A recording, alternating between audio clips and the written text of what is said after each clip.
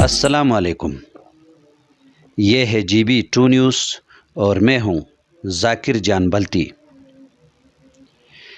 ارشاد باری تعالی ہے، اے لوگو، حقیقت یہ ہے کہ ہم نے تمہیں ایک مرد اور ایک عورت سے پیدا کیا اور تمہیں مختلف قوموں اور خاندانوں میں اس لیے تقسیم کیا گیا تاکہ تم ایک دوسرے کی پہچان کر سکو۔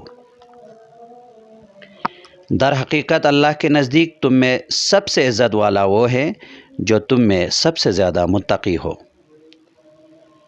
شریعت نے ہمیشہ رواداری، حسن سلوک اور احترام انسانیت کا حکم دیا ہے۔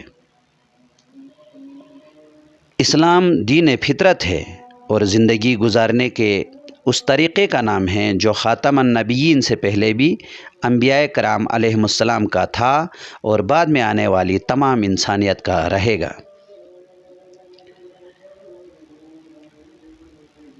کافی عرصے سے گلگت بلتستان کے جغرافیائی سرحدوں، خاص کر کردو اور چلاس والوں کے درمیان خوشگوار تعلقات قائم تھے، جسے بدقسمتی سے ایک بار پھر سبوتاژ کرنے کی کوشش کی جا رہی ہے۔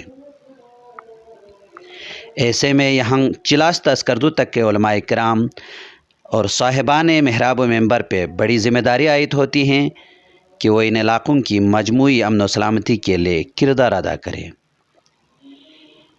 اس ضمن میں سوشل میڈیا اور علاقائی یوٹیوبرز بھی مثبت کردار ادا کریں۔